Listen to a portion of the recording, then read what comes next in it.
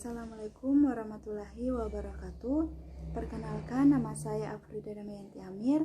Saya di sini akan menjelaskan tentang diksi atau pilihan kata. Yang pertama yang saya akan jelaskan yaitu tentang sinonim. Pengertian sinonim. Pengertian sinonim adalah kata yang memiliki persamaan arti dari beberapa kata yang mempunyai arti sama atau hampir sama.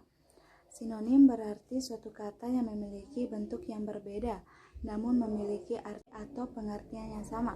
Sinonim disebut juga dengan persamaan kata atau padanan kata. Sinonim, kata yang mempunyai bentuk yang berbeda, misalnya tulisan ataupun pelafalan, tetapi kata-kata itu mempunyai arti yang mirip atau sama.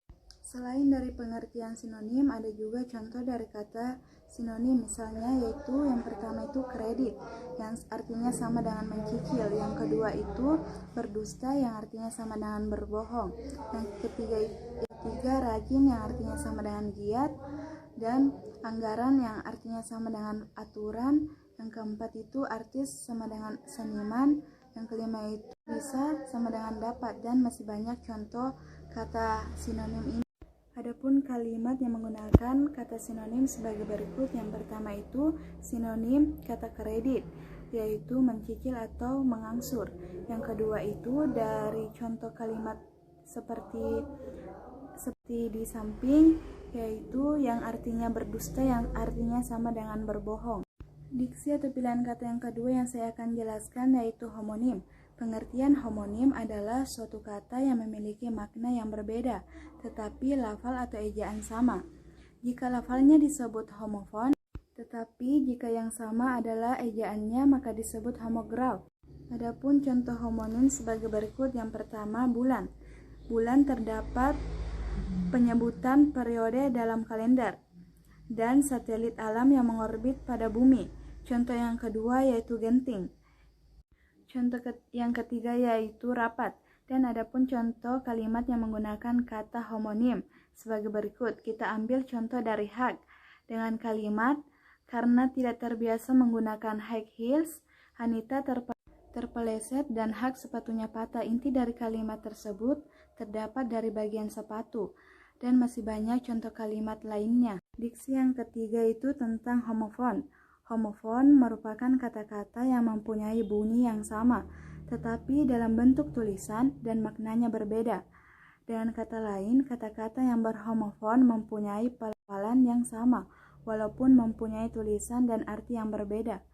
Contoh homofon, kita ambil contoh dari jarum. Makna salah satu jenis alat kedokteran atau salah satu alat menjahit. Jarum, pelafalan jarum. Makna salah satu merek dagang rokok di Indonesia yang berasal dari pun penggunaan kata dalam kalimat homofon, yaitu kita ambil contoh yaitu bank. Dalam kalimat, ayah menabung di bank. Pagi tadi aku berangkat diantar oleh ayah, karena bank tempat ayah bekerja sejalur dengan sekolahku. Dan masih banyak contoh kalimat seperti pada di samping tersebut. Yang keempat yaitu homograf. Homograf berasal dari kata homo dan graf yang mempunyai arti sejenis dan tulisan. Jadi homograf itu adalah sebuah kata yang penulisannya sama akan tetapi arti dan juga pelafalannya berbeda. Homograf ini kebalikan dari homofon. Homofon yaitu penulisan katanya berbeda akan tetapi pelafalannya sama. Kata-kata yang termasuk homograf mudah dimengerti sehingga kita dapat dengan mudah tahu apa makna dari kata tersebut. Perbedaan pelafalan pada kata homograf biasanya terjadi karena pengucapan huruf e pada setiap katanya. Adapun contoh homograf yaitu apel. Dalam kalimat apel terdapat suatu jenis buah-buahan dan ada juga kalimat tentang kegiatan berkumpul seperti akan melaksanakan upacara. Dan masih banyak contoh kata homograf yang lainnya. Contoh penggunaan kata homograf dalam kalimat.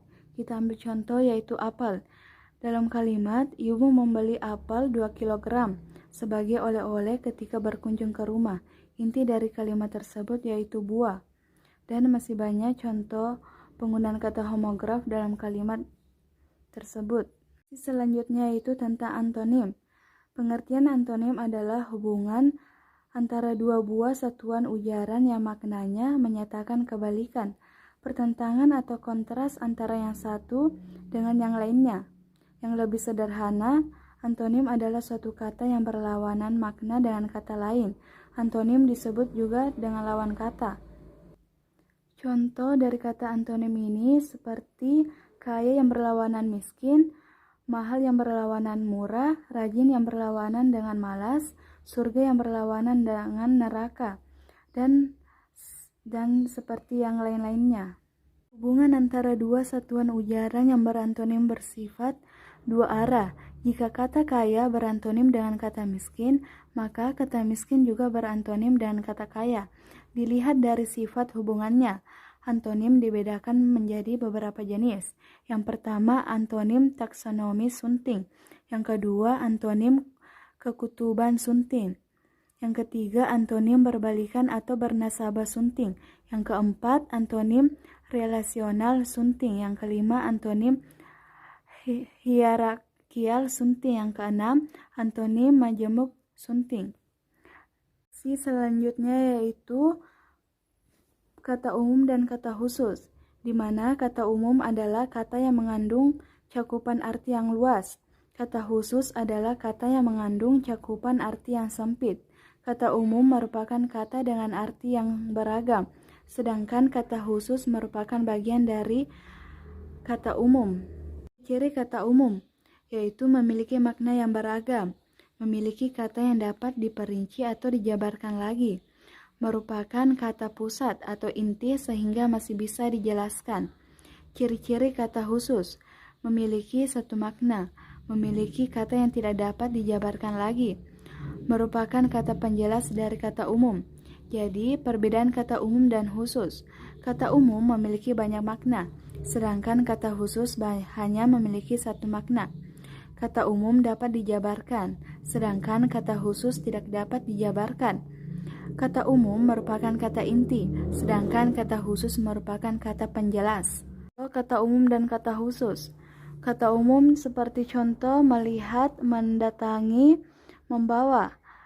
Dari kata khusus seperti contoh menengok, menyaksikan, memandang, mengamati dan memperhatikan, serta berkunjung, mengendong, mengangkut, menyeret, dan memanggul. Adapun penggunaan kata umum dan kata khusus, perhatikan kalimat-kalimat berikut ini. Ayah melihat adiknya yang sedang dirawat di rumah sakit. Ayah menengok adiknya yang sedang dirawat di rumah sakit. Ayah melirik adiknya yang sedang sakit di rumah sakit. Kalimat di atas memiliki makna umum, yakni melihat, dan kata khusus seperti menengok dan melirik. Pada kalimat pertama, kata umum masih bisa digunakan sesuai dengan konteks kalimat di atas, sedangkan pada kalimat ketiga, kata khusus melirik tidaklah sesuai dengan konteks kalimat tersebut. Kata khusus yang sesuai ialah menengok pada kalimat kedua. Contoh yang lainnya yaitu dalam kalimat Pak Dadang membawa karung beras yang sangat berat. Pak Dadang memikul karung beras yang sangat berat. Pak Dadang menjinjik karung beras yang sangat berat. Kata khusus dari kata umum membawa yang tepat sesuai dengan konteks di atas ialah memikul, sedangkan menjinjik tidaklah tepat digunakan dalam konteks kalimat tersebut. Oleh karena itu, penggunaan kata khusus memiliki cakupan yang lebih sempit dan hanya bisa dipakai dalam kalimat tertentu, sehingga pemilihan kata atau diksi sangat diperlukan.